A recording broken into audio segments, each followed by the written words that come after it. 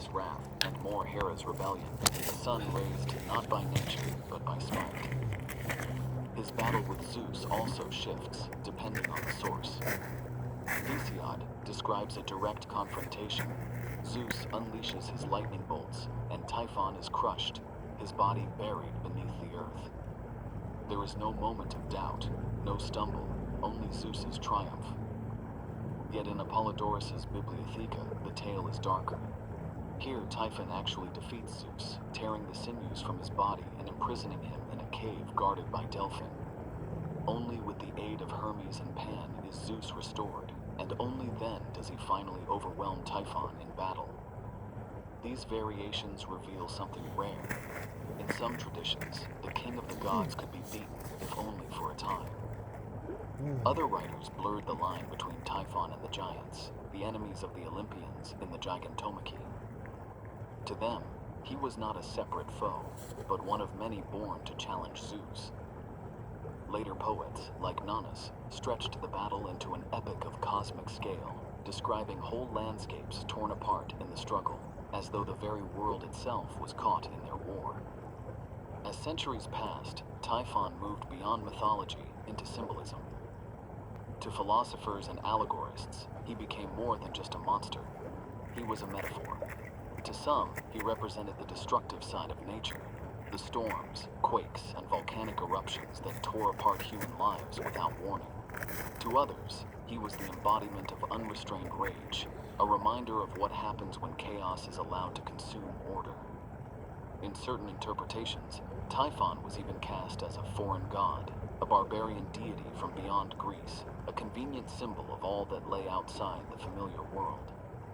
This constant reshaping of Typhon tells us something important. He was too powerful, too unsettling, to be confined to a single story. To the Greeks, he was both monster and metaphor, a living nightmare and an idea. He was chaos in its purest form, and chaos was a fear that no culture, no age, could ever escape. The world grew still after the war. The thunder faded, the fire cooled, and the mountain that sealed Typhon turned from molten rock to stone. Yet the silence that followed was uneasy, like the hush that lingers after a scream. Beneath Mount Etna, the monster did not die. His body lay broken, but his breath remained, trapped, seething, and waiting. When the winds howled across the Aegean and tore sails from ships, the ancients said it was the breath of Typhon, escaping through cracks in the earth. The gentle breezes, the anemoi, were Zeus's gift. But the violent tempests, the gales that shredded masts and dragged ships into whirlpools, were Typhon's offspring, born of rage and confinement. In the valleys of Sicily, the ground trembled beneath farmers' feet. They claimed it was the monster shifting in his sleep, his coils wrapping tighter in the dark.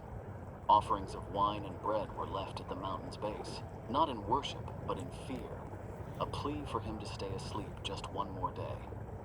Every earthquake, every eruption, every storm at sea was said to be his vengeance reaching upward.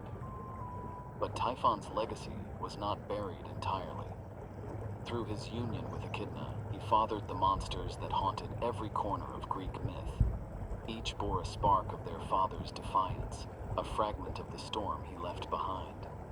Heroes rose to slay them, but even in their triumphs, they could not destroy what Typhon represented. His spirit lived on in every challenge that tested gods and mortals alike, the eternal struggle between order and chaos, between the heavens and the deep.